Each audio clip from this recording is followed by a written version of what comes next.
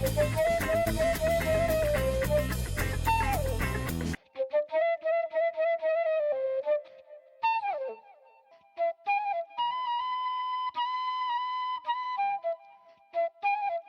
Cats Run podcast.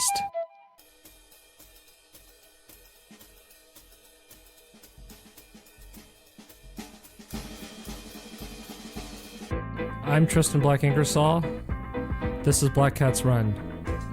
Today's episode, Paradox of Intensity. How can you tell if you're practicing properly to improve if you can't tell if you are practicing properly to improve? Can you travel back in time to kill your own grandfather? You can check us out on Instagram at Black Cats Run. Right now there aren't any specific visuals planned for this episode, but there may be some that come together later, and you can certainly find some of our other related content to other episodes posted there for people to check out. Let's get into today's episode.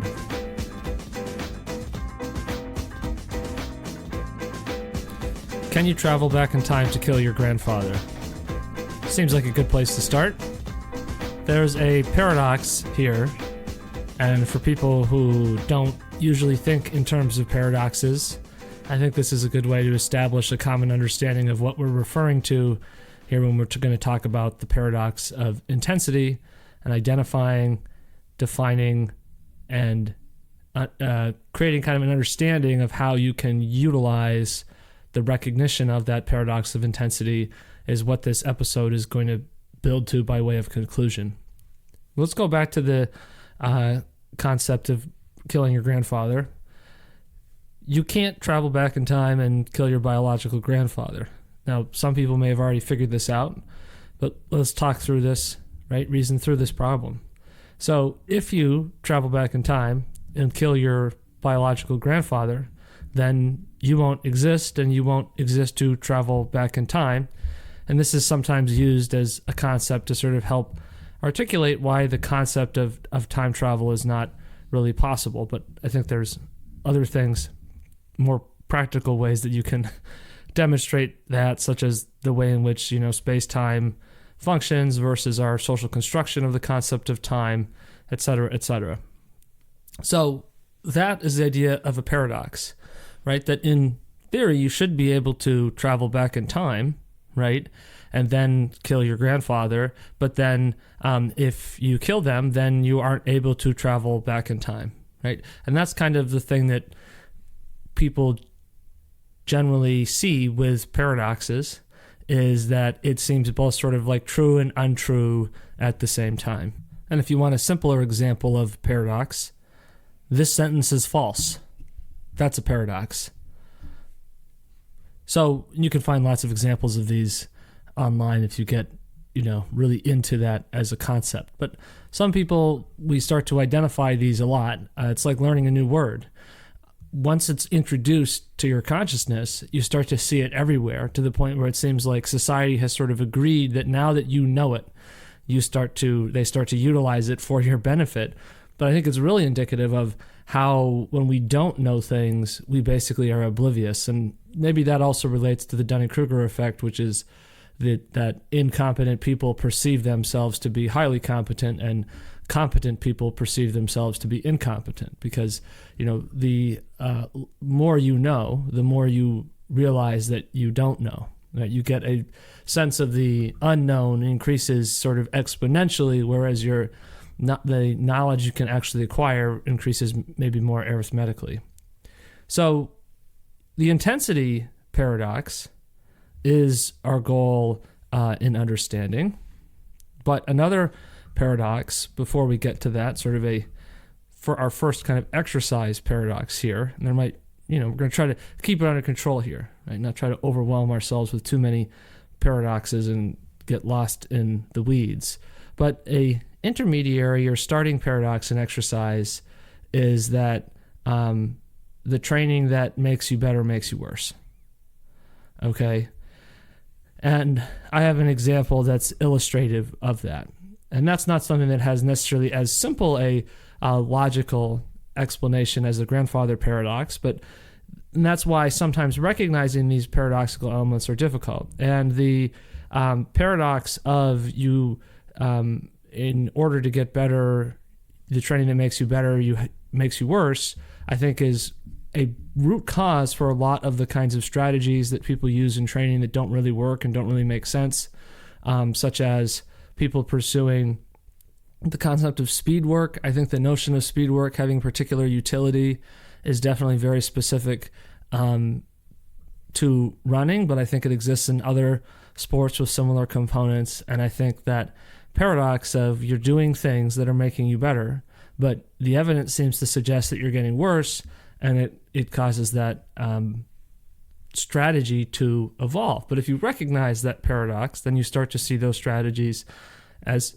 difficult and inaccurate. And I think one of the interesting pieces of sort of like social censorship or silencing effect that we see around athletics is the idea of saying to people that, training is simple, it's not that complicated. When somebody says it's not that complicated, they basically mean that it shouldn't exceed the level of what I, as the subjective individual, perceive to be common sense or automatic understanding.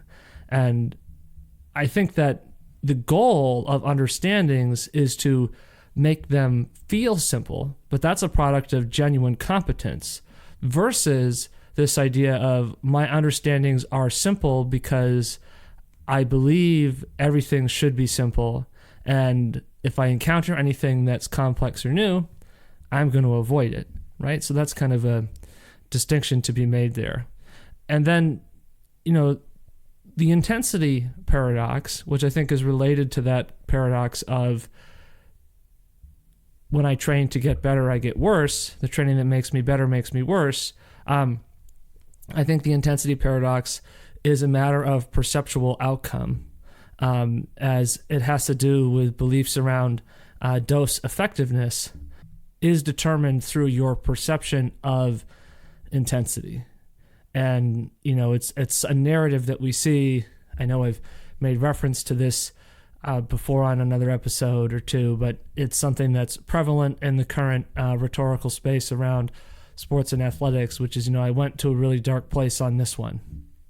Okay, great. And we hear these things and they fit into our heroic narratives and our concepts about the, benefits of the path of discipline, et cetera, and it perpetuates that notion, right? That we can really perceive it by the extent to which we feel trashed. But you can get pretty tired without really getting tired. There's another paradox, okay? And all of these things will be explained.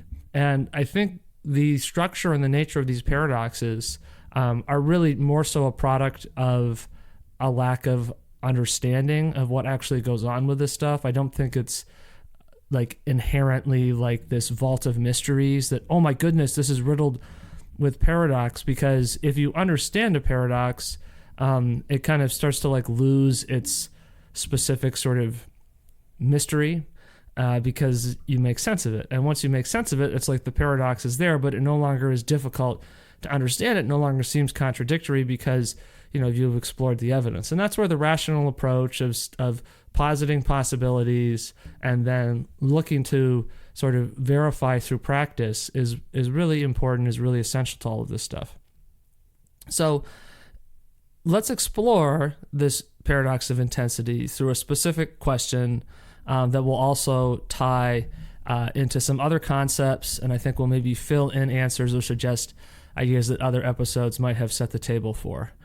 And the question is, how should I apply lactate threshold intensity to my training to improve my fitness?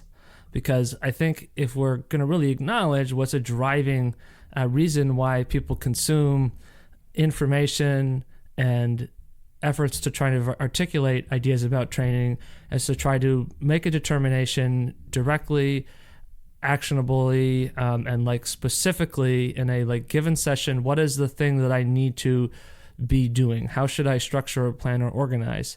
Now, I believe that we actually figure that out by talking about the way it really is, by not saying it should be simple, let's make it simple.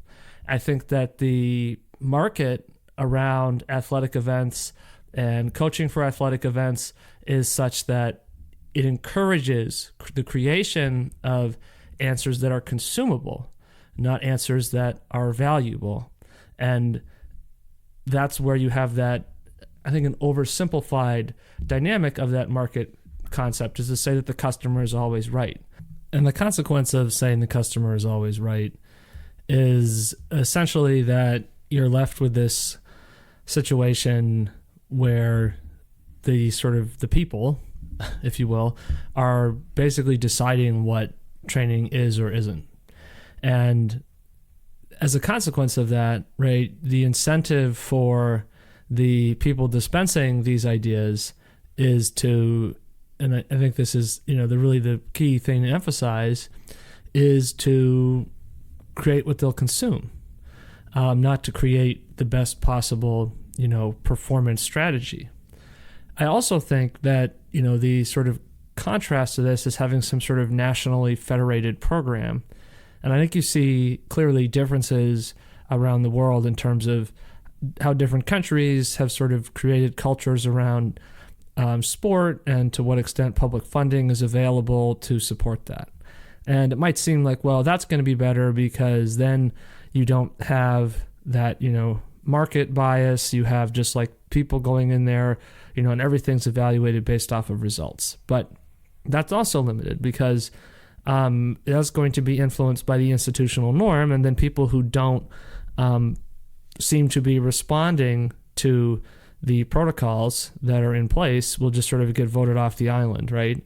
And I think that Jillian Bennett is certainly an example of an athlete for whom, if she was just put in that that grinder of established practice and methodology, I think that that would have limited her ability to ultimately demonstrate what she's capable of doing in performance. And that's something that we think about and talk about a lot, is how do we separate, thinking about what's working for us in our training and racing strategizing, and not giving into or not just sort of being pulled down by the undertow that, current of, well, this is just sort of the zeitgeist that's being driven and perpetuated. Again, that, I went to a really dark place on this one mindset.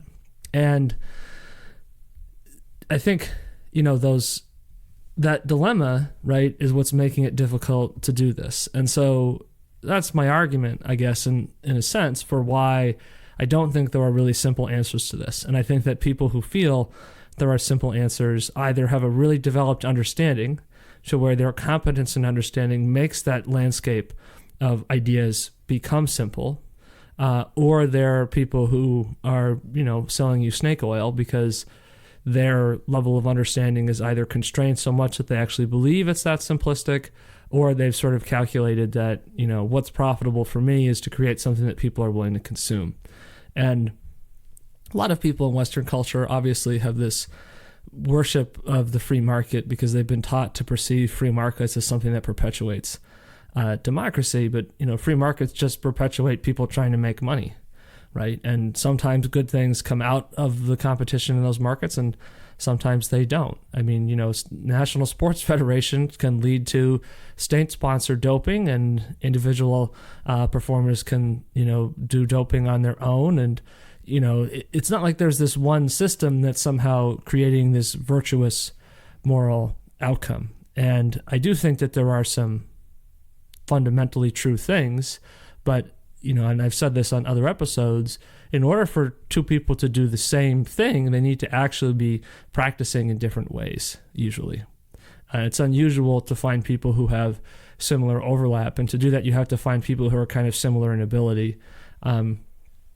I think, I do a fair amount of training with Jillian Bennett, and I think it's, valuable for people who are trying to, really work on this stuff over a long period of time, to have people that they can train with. But it also needs to be something that's sort of equivalent. Like, I can't train with my brother because he's too fast.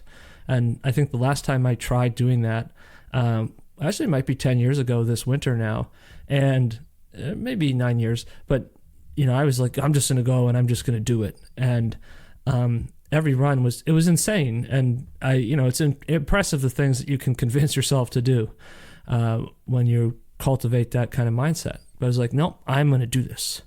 I'm not going to, take my body's no for an answer. And I'm executing my, and this is just, I'm just going to get in shape like this.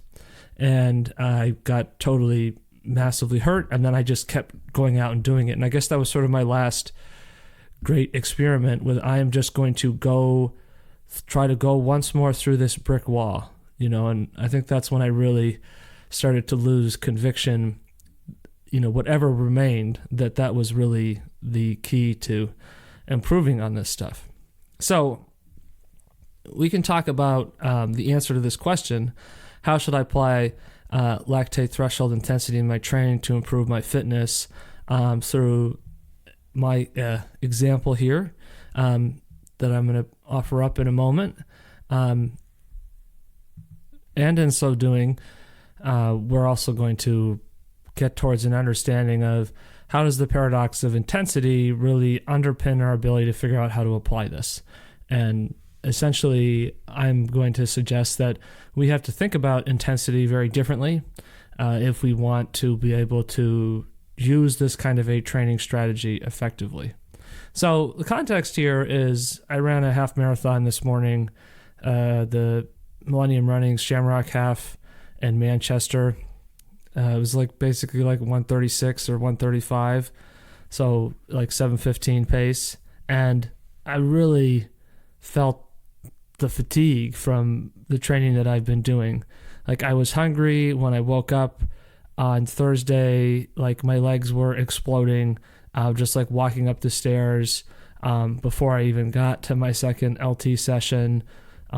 Friday, same thing, just walking up even just a gradual slope was whoa, I can really feel this. And I think the stair thing, or walking uphill is really a good measure of if you're fatigued on a muscular level from training. Because, I think when you're really fit and strong, then that should sort of go away. And what's interesting about that is some people can be under significant, perceptual fatigue. And it's not just a matter of perception. It's tangible. It's real. It's a limiting level of fatigue, but can still go out and exhibit a, higher level of performance because it's all sort of relative to our overall capacities.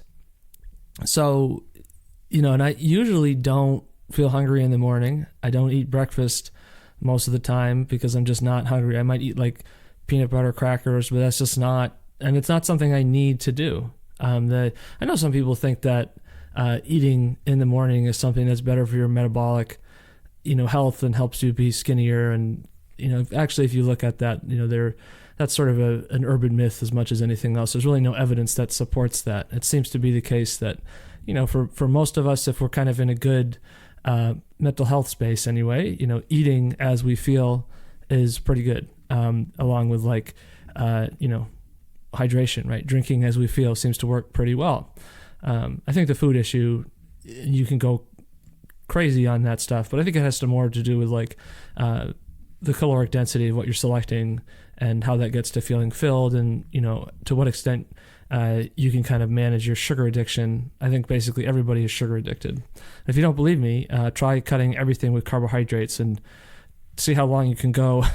Don't starve yourself, eat something else instead. But I think you'll find that urgency to eat that stuff will become really strong, and it's because we're constantly dosing ourselves, microdosing at minimum, microdosing ourselves with carbs that we don't. It's easy to think that I'm not addicted to that, but essentially you're left with this reality that Oreos are as addictive as cocaine, potentially, maybe more so.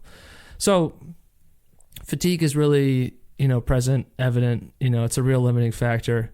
And I was also hungry when the race started, which is also another problem I don't usually have. Most races, even if they start as late as 10, I just don't eat anything, and I don't need to, and it's not a problem.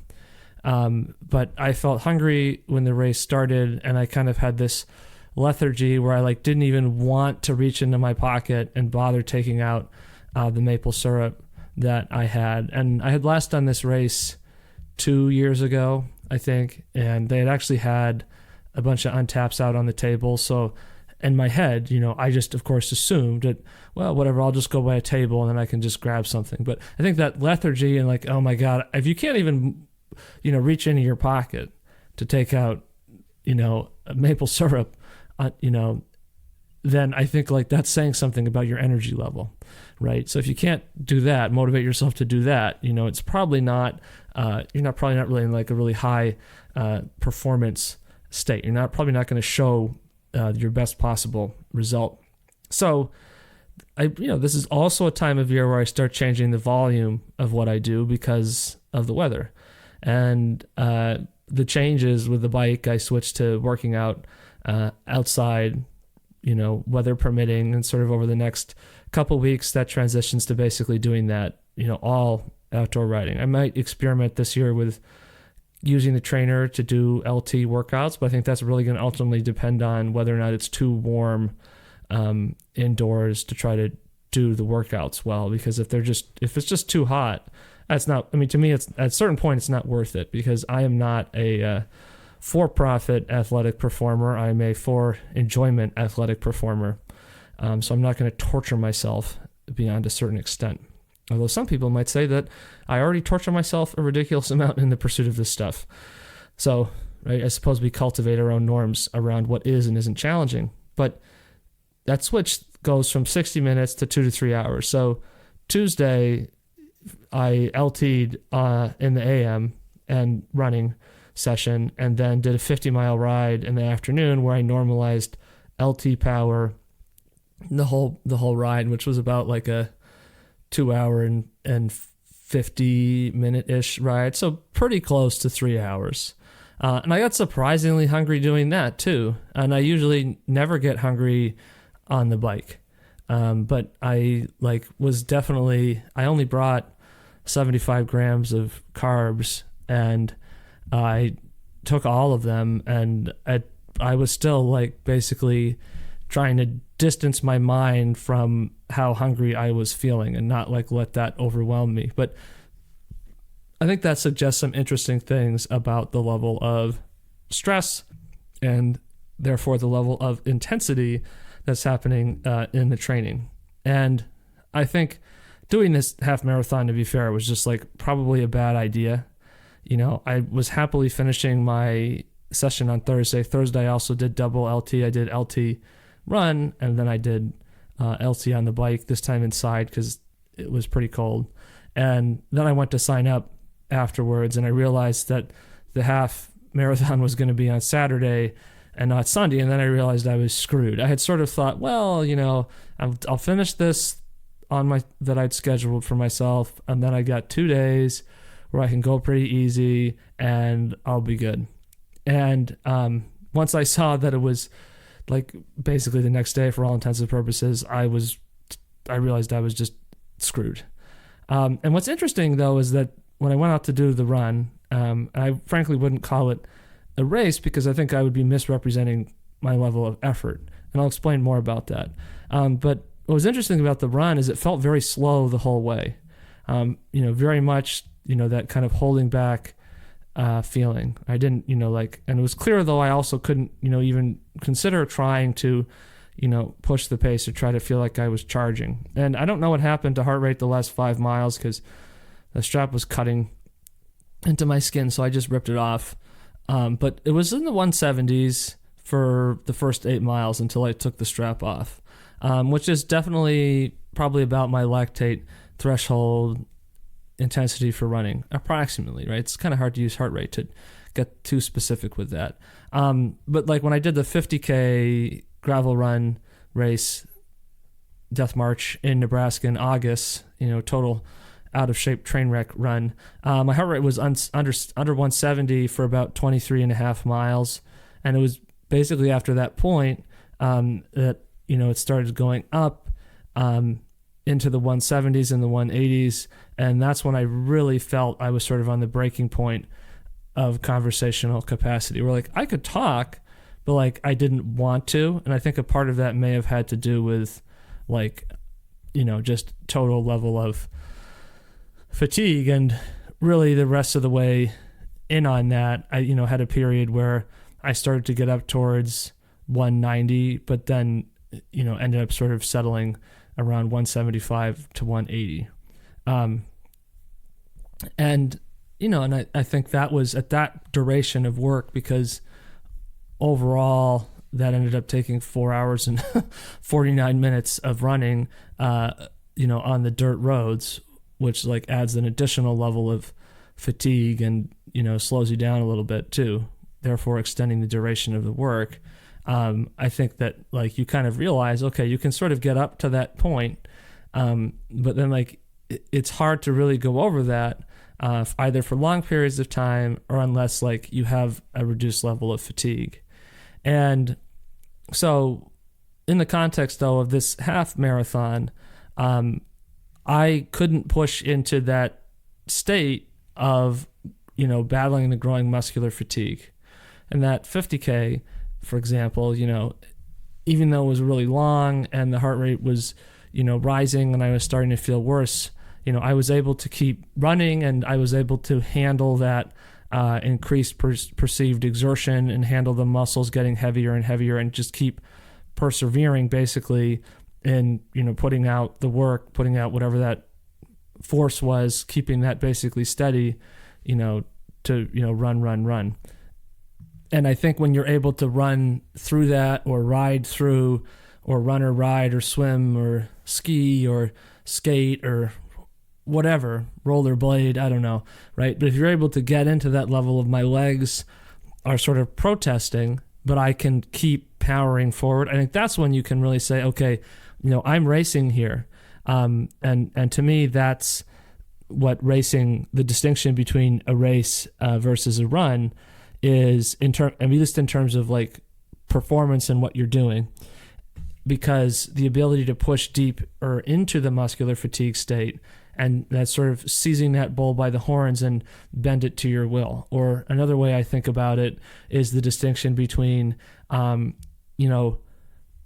riding a motorcycle versus like being tied to the back and just being dragged down the road, right? Where like you are in control of your effort versus your effort is just in control of you. And it sort of feels like your brain starts to slip further and further away and you kind of come out of alignment with what your body is trying to do.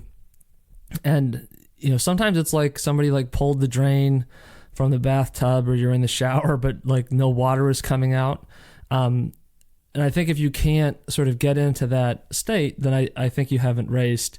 And that doesn't make you a failure per se. I actually think it's kind of a useful thing to think about, because if you can't get to that state of, grinding and overcoming and pushing through that level of fatigue, I think you need to recognize that like, oh, I'm not actually expressing my genuine fitness potential. And, considering what I have done leading like up to this, right? And I guess it depends how far back you want to say as a lead in, but if we just go from last Saturday to this Saturday, last Saturday I ran 20 miles, about 8-minute pace, and then with the last maybe 8 miles, maybe more like 7:45, and then I came back and I did 20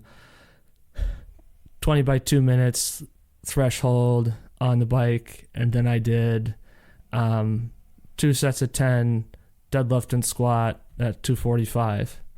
And then on Tuesday, I did LT run. Then I did that like almost 3-hour ride at LT. Then Thursday, I did LT run and I did 4 by 10 minutes at LT on the bike. And then the day before this, I just like sat on the trainer for 30 minutes and just sort of pretended to ride, but put out like no power. It was like sort of my best effort to try to like salvage what I thought was going to be pretty rough.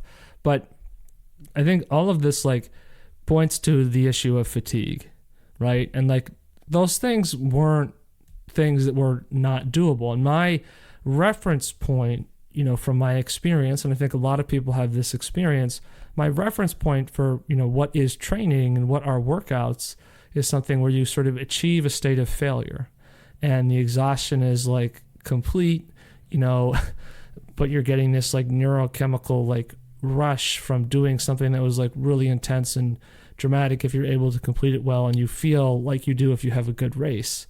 But these sessions like don't feel like that. They're sessions that if you're fatigued, you can still do them. I mean, for me, the LT runs have basically been, for the most part, 4x2K, and I would say not really that different from the pace that I did for this half marathon run this morning. And I think, the distinction there is that, that's, whatever, half an hour, 35 minutes of running, I guess closer to 35 to 36 minutes of running, broken up with 3 1 minute and 45 second, jogs in between the 2 kilometer segments versus doing, this half run of just like getting and working at LT continuously for, me, which a little over an hour and a half. So different level of demand.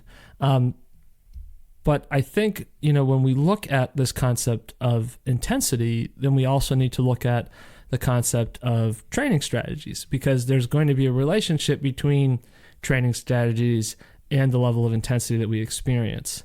And I think the old school way, I guess to simplify what I have just said, the old school way to evaluate what you're doing in your training is to be like, okay, right, the more wrecked I am, that's how I know it was productive. And that's like a particular concept of fatigue. And I talked about the example of doing, 8 by 464 is basically the only activity of the day. And that can create a lot of fatigue, but you're basically only executing like 8 minutes of work versus doing something where you're doing an hour of running with 35, 36 minutes at, this much higher level of energy demand, right? Because if you're going to go faster, you got to use more energy. And LT is at a state where it's supposed to be this sustainable sort of, we might traditionally say aerobic type feel, but to go up to that level, you have to go way faster. So on the bike, I might cruise around at, 170 watts maybe, right? If I'm just sort of out, going along and not having any sense of urgency or need to produce any particular kind of power.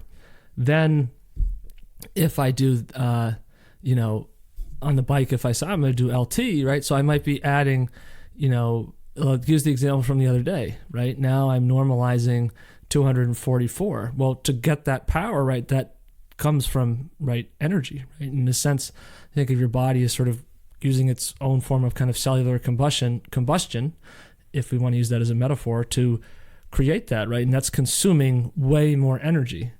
And if you work out for 8 minutes and you crush, 8 65-second intervals, you're going to basically not be able to do anything else. But if you work out for hours and hours, and if you're doing it, it's a different kind of way to get at intensity. So I think a lot of times, though, when we think about workouts, we're not thinking about them in terms of what's the energy demand.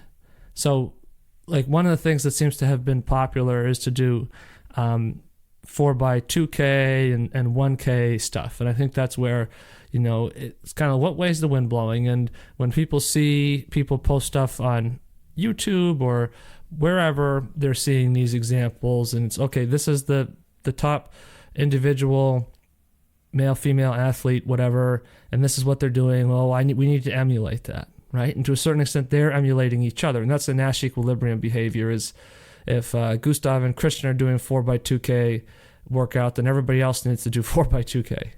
But, that's really no different than doing 5 times a mile, right? Which is sort of the imperial system, I would say, equivalent of that.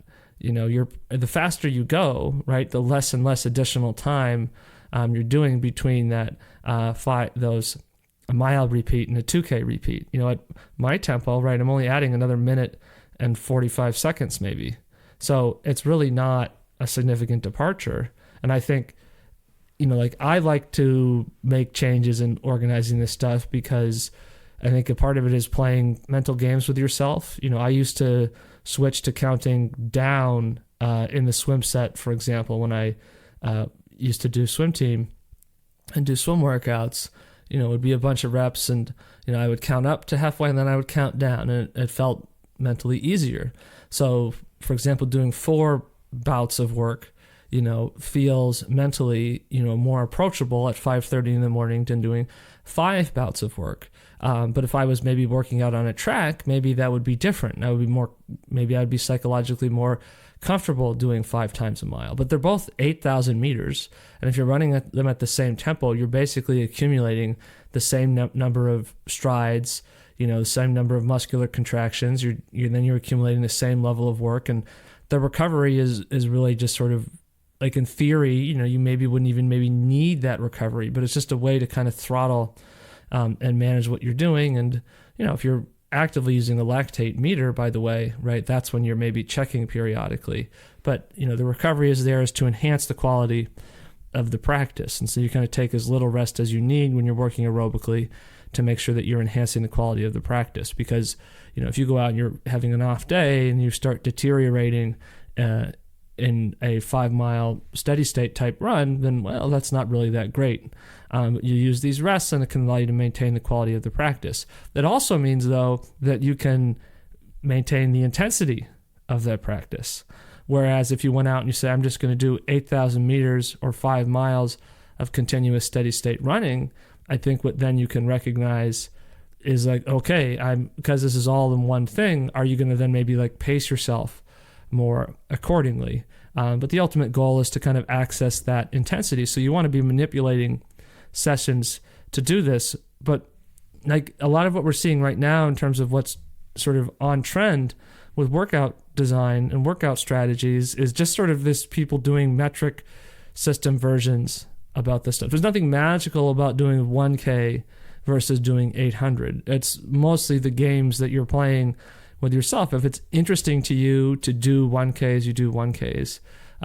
If you don't feel good about yourself when you do half-mile repeats, then you don't do them. But it could be the case that sometimes, you might want to actually do half-mile repeats, because maybe stopping just that little bit shorter, that 200 meters shorter, maybe that enhances the practice, right? And then we see in other sports that people don't use distance-based intervals the way people do in running. So I'm going to do 10 minutes. But in running, it's really embedded in the culture to really know the specific distance.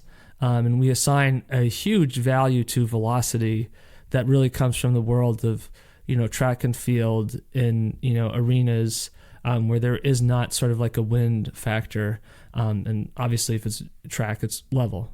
So, and you like in cross country running, people obsessed with pace-based training, probably not really the best strategy, because it doesn't actually have that sort of direct reflection, because when you're racing, at least for people who are trying to do workouts where it's like, okay, I need to do 6 by 800 and then sprint to 200 because I'm running the 5K. Well, if that's your strategy, like, that's not actually specific to the race, right? Versus if you're saying, okay, we want to access lactate threshold, well, you can do it on the road, you can do it on the track, you can do it on a trail. We did a session once where we did 30 times 200 on like a path in the woods, and we would do a rep, and then you would go out 50 meters or whatever, 100 meters, turn around, come back, do that recovery, and then do another rep, and it didn't really matter how fast it was. In general, was like became its own standard relative to the workout, right? And it was a different environment, made it kind of interesting.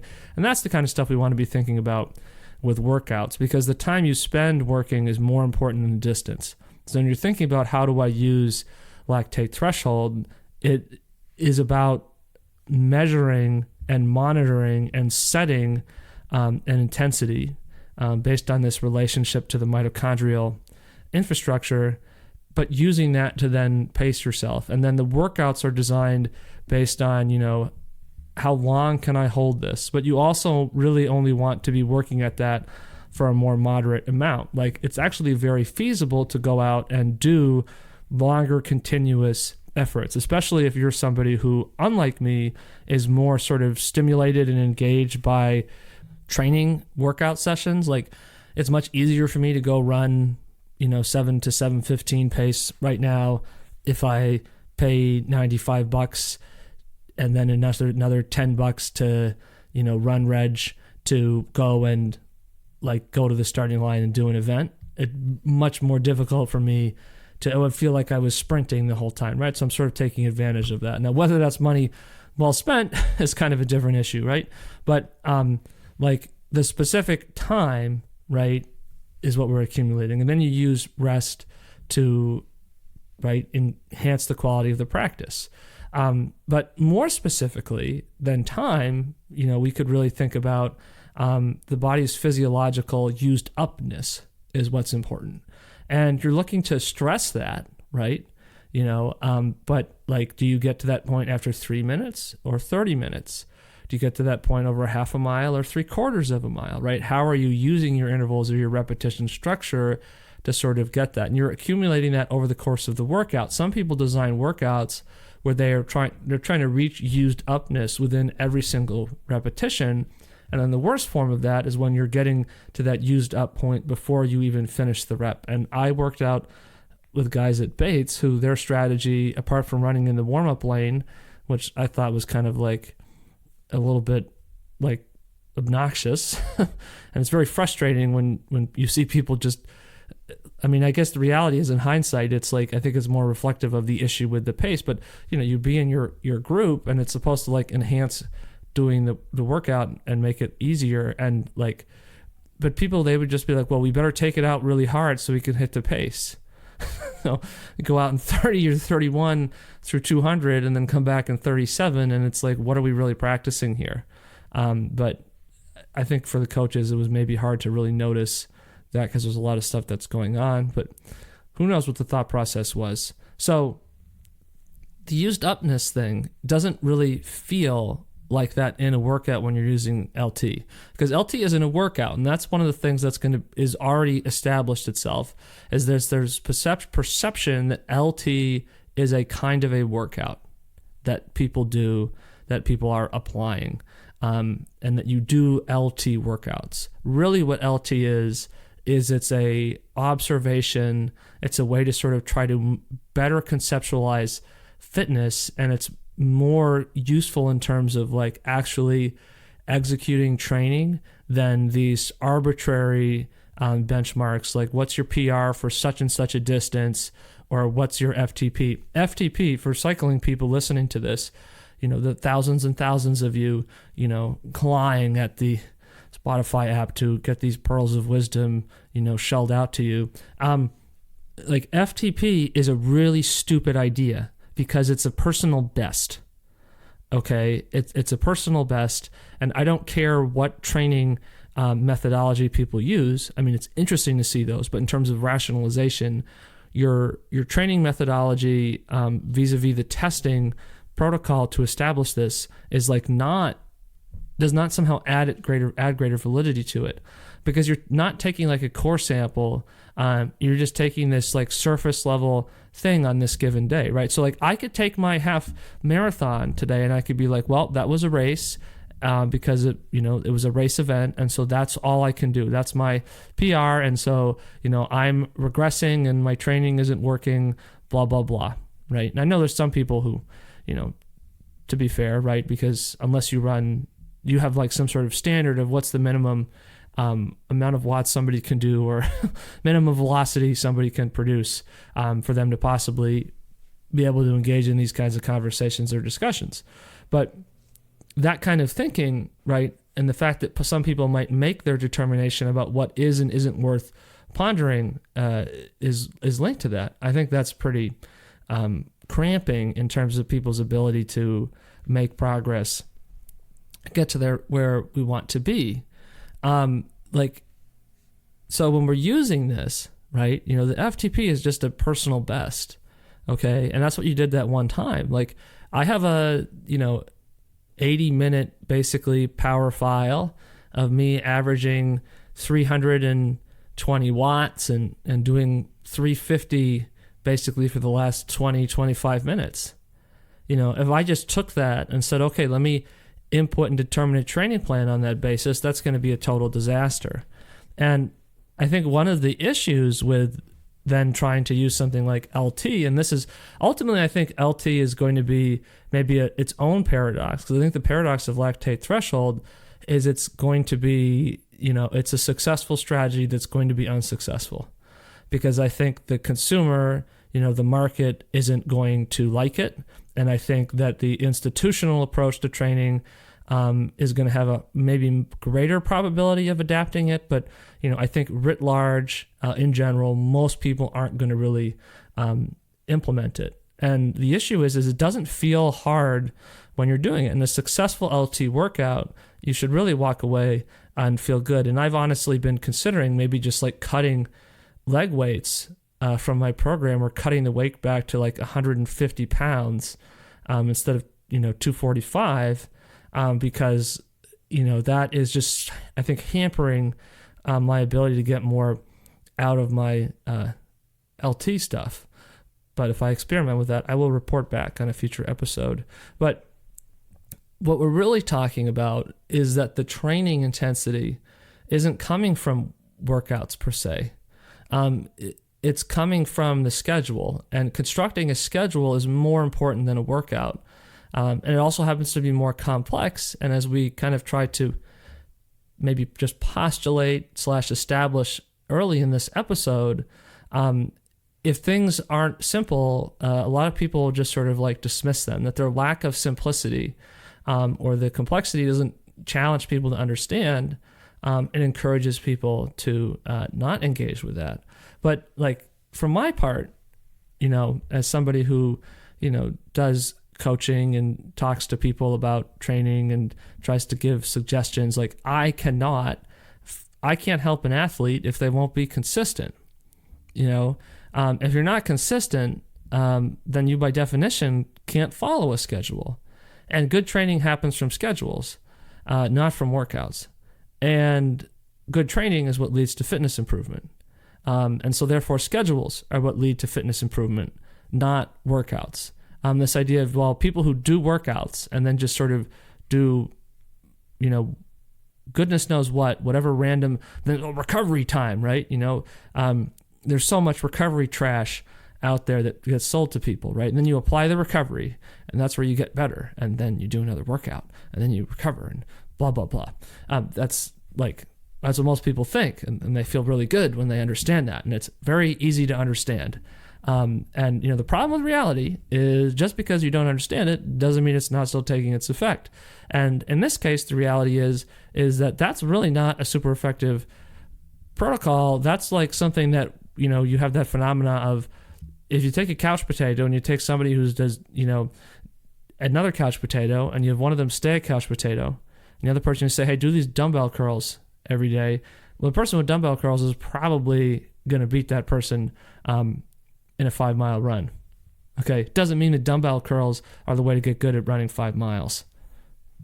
And then, the other aspect, because it's worth completing this concept, is if the athlete doesn't have a schedule and then they don't talk to you, you being like that coach or the collaborator, I don't really like the term coach, to be honest, but that collaborator, right, that person who's supposed to be like kind of like giving their input, receiving your input, you're sort of constructing this. People who don't talk to you about it, you can't help those people either. That's a mindset shift that they have to make.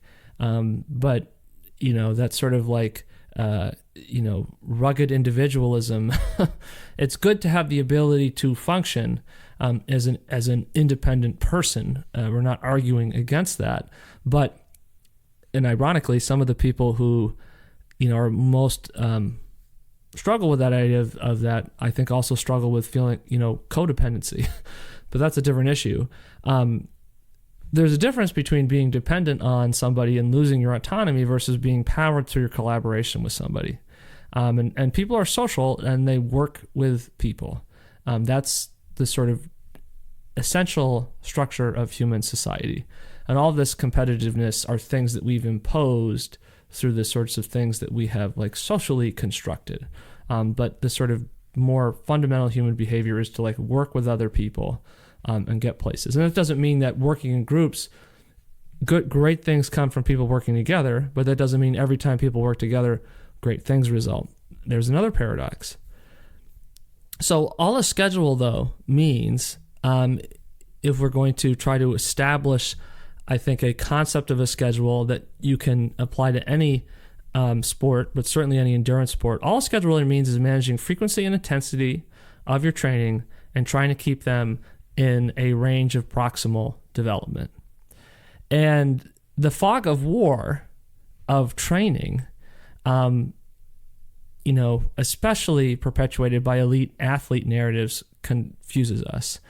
This has always been true. There's always been a class of people who sort of sell themselves. And that maybe sounds a little intense, right? Or, we're not talking about prostitution, although, historically there's always been prostitution, but that's not the topic of this podcast. There's always been people who sell themselves in terms of people create what is valuable. Their sort of source of economic wealth is them, and that people sort of consume them and their experiences, and technologies and media change people's ability to do that. And we get confused because we look at the new version of the media and we say, whoa, this is a new behavior. And that's not true. The behaviors aren't new. The ways in which we express those behaviors and the sort of subsequent interactive nature of those behaviors is maybe sort of a variation on that core behavioral theme. And, for elite athletes, that means their narratives are driven by the customer is also right. They're also being shaped by the market. If you want to be a professional athlete, that has value either because of entertainment or because of marketing. And unless your sport has a TV contract or, significant gate fees in some sort of a enclosed arena or stadium, you're really making your money as a marketing figure. So you need people to pay attention to you. And if you have an endurance sport where you race infrequently, and kind of one of the interesting things about road cycling is that it really actually facilitates people, having a lot of exposure through the teams, having a bigger pool of athletes than they need to enter in every race. Although, the following that, kind of a schedule where you might race maybe 80 times, maybe more, maybe less, that's still hard, right? And that's why doping has, I think, such a prevalence in cycling history, because, it for a lot of people, that's another issue, right? Is you can probably do some of those races, but when you start adding them on to stay in that profession, just as, a lot of American workers, rely on caffeine, candy, soda, and drinking at bars to sort of keep them engaged in what they're doing. Athletes, right, are looking for their own aspect of that. There's a really good book about the history of doping in sport called Spitting in the Soup. If you're looking for something to read, I'd recommend checking that out. But the fog of war is, where we see that. I went to a really dark place on this one. And it's just the clickbait phenomena. And clickbait, people talking about clickbait is so funny to me because people have always been, trying to put things out that make people want to read it, and basic writing education in public school. Well, you have to start with the hook. You got to hook the reader, right? You got to have a title that's interesting. You got to have something to sort of get people engaged with it. And I think that it's a dilemma as an athlete of what can you do? So for me with this podcast, I'm not really viewing this as a financial vehicle for myself. So it liberates me to be more articulate in the manner that I want, because I'm not trying to prioritize cultivating consumption of what I'm saying. I'm trying to prioritize developing the ideas, and then, my thought process is, well, people who find it meaningful will be the people who engage with it, and the people who don't will be the people who do not, right? And if that's a minority of people who engage with it and find it genuinely valuable, to me, that's fine, right? That's a perfectly worthwhile outcome. It could be a more worthwhile outcome than trying to create something that has sort of a more artificial quality, because it's about how can I bring, people in, and I think that's that, intellectual quandary, right? Of how do we explore ideas, but does the exploration of the ideas then sort of mean that other people just won't explore them? Because again, if it's not simple for a lot of people, it's not worth listening to.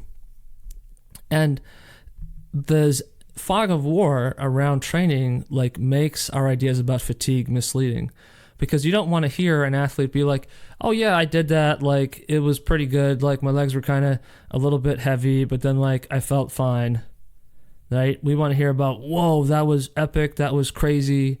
There's a reason why 300 was a successful movie. Like that's what people are going to consume. So the athletes are ultimately incentivized in the market to, create these things that are then defining these concepts of fatigue and what stuff should feel like as being really intense.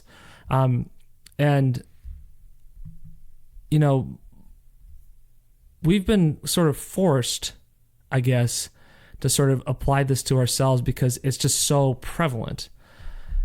I had training for being a pure writing tutor my senior year, and I missed this hill workout on the Pineland Farm ski trails to go to that training. And then for some reason, I guess Coach Farashidian decided it was really important that I also get that workout in. So then, he got one of the vans and he drove with me out to Pineland Farms and, to do the repeats. And I absolutely sucked. I'm sure I looked like a total bum. And like, I just couldn't. I was so tired, and I had run, I think, 18 miles the day before. And, that year I had gotten to the point over the summer where I could run about 17, 18 miles with 1,500 feet of climbing at about 650 pace in training. I just really feel great.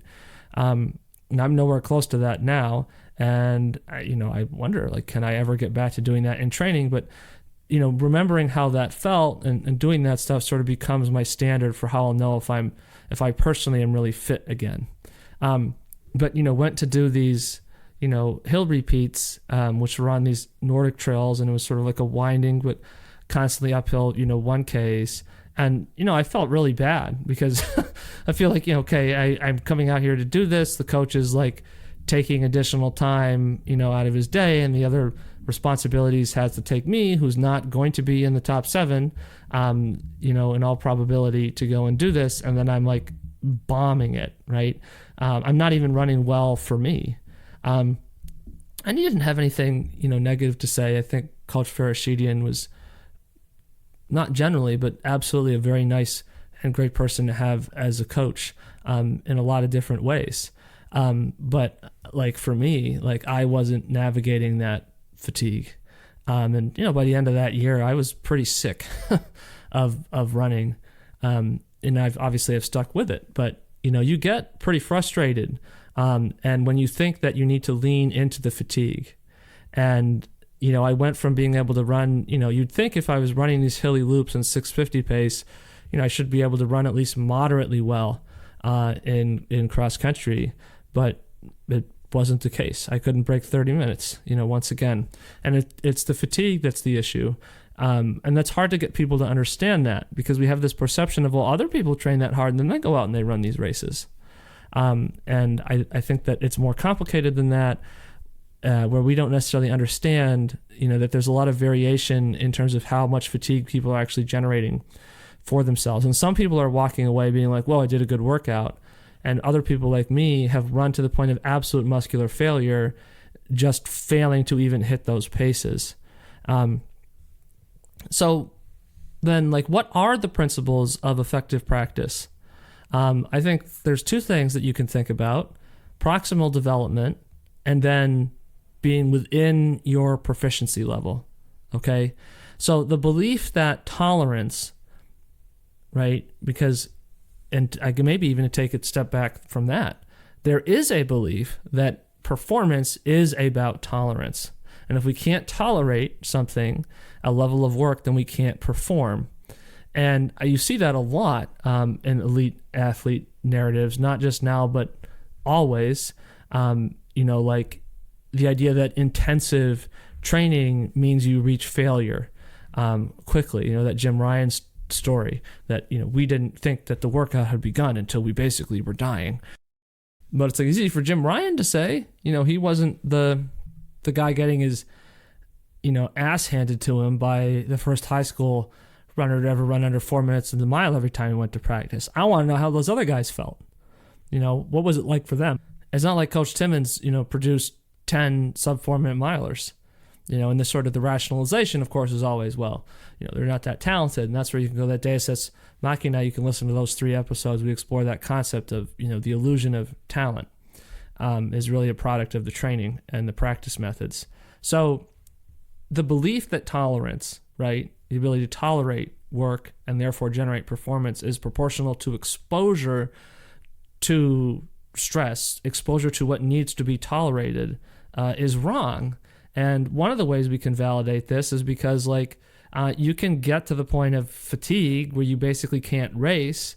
Like today, right? For me, this was a training run, and really it's actually pretty good that I could go out and run 7:15 pace for an hour and a half, given the amount of fatigue that I've had. But because, there was a start and a finish line, it probably makes me look like, nothing that is being discussed on this podcast is worth applying to your own kind of process of how you're training.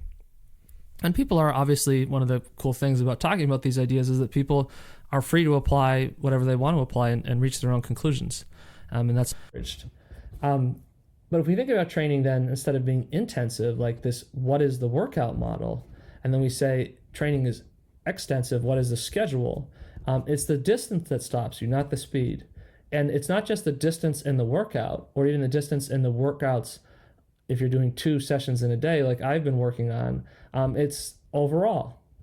And, right now for me, that means if I'm doing this training and I go to the starting line of a half marathon, I'm basically only going to be able to run LT, and LT is going to be fairly slow because I have general levels of fatigue. And we'll have to see kind of what that looks like in the fall. But I mean, I'm not the only person applying this kind of a concept, both in terms of people I know, but also just in general. So I don't think that we should be trying to validate this one way, frankly, or the other by just looking at and considering my experience. But I think another factor, kind of a psychological phenomena to, why do we focus on the intensive versus the extensive approach, where it's like the amount of training I do per week, per month, per year, whatever, that's what really stops me, right? And then you can apply that down to the level of the workout of it's like, okay, the workout is, over and I don't feel like whatever, but I'm going to feel that in aggregate. Like for me, I haven't been recording as much for the podcast actually because I have been so exhausted from applying this, even though it's less intensive than the workout paradigms that I've applied in the past. It's actually way more tiring, and especially you see that energy demand where I had on Saturday, I did that big day with the long run, the intervals, and the weightlifting, and I went out Sunday to exercise, and I was like bonking out of my mind, and it was like crazy. And I think that that's a different way to think about fatigue, right? Is that, and that's where it becomes difficult because you're not perceiving it in the workout, but then it's certainly there later. It's there in the sleeping. It's there in the sense of like, wow, I'm getting really hungry in situations or contexts where I haven't gotten really hungry in the past. And so the psychological concept that's useful here is the Dunning-Kruger effect, which I think essentially means that confidence is inversely related to competence. Okay, so the people who say, okay, well, it's very simple and they know what's going on. Well, the Dunning-Kruger effect suggests that the more certain people are that they're right, the less likely it is that they're actually right, and that the less certain people are that they're right, the more likely it is that they're right. And I think in the context of being a student, right, being in school, I think a lot of people have experienced this sense of, man, I worked really hard on this term paper, and it sucks. And then you get a good grade, and you're like, oh, this is a great paper, and you get like a B, and it's like, what the heck, right? And I think what happens is in that context, right, when you are recognizing kind of like your shortcomings, then you're more likely to improve them. But when your confidence is high, the only reason your confidence is high is because you can't perceive anything that would maybe rattle your cage in that regard. So what does this mean for training? What does this Dunning-Kruger effect mean for training? I think it means you need to quit while you're ahead, because if you aren't feeling certain, like you've accomplished what you need to accomplish, like that's a good thing, because that kind of uncertainty,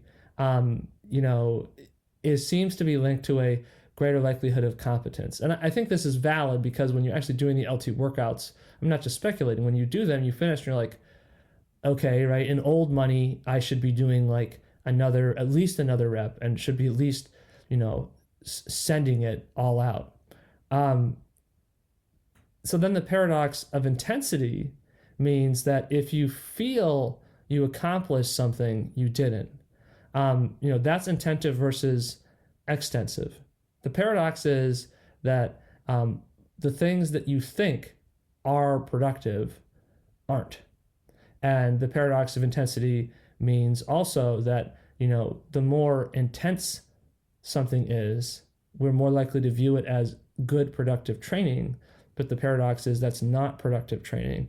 And the lack of aerobic development, to use kind of that classical term, going back to Arthur Lydiard, who really, got on the soapbox about that. And, and nonetheless, people still can't really engage with that because of these other paradoxes, like the paradox of, the training that makes you better makes you worse.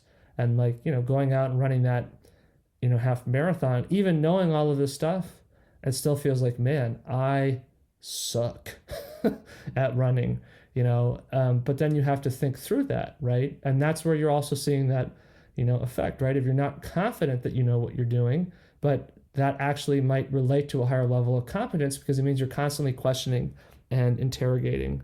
So this is the intensive then versus the extensive. With the extensive training, you can't verify in the moment, but your things like your chronic need for more sleep and the sort of fatigue the next day, and I think the energy demand where you're going to find yourself feeling like, wow, I am underfueled.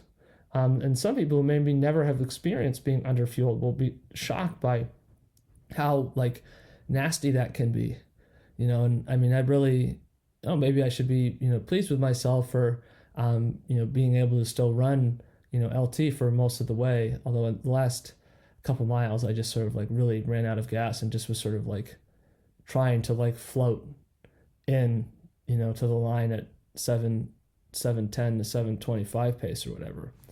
But as you go right through this and you see the pattern, then you can kind of build confidence in the value of the schedule and not the workout, because you can design workouts that are very intensive and leave you feeling like you've accomplished something, but they will also leave you ultimately unable to really do the kind of training that's necessary for you to improve. Thanks for listening to this episode of Black Cats Run.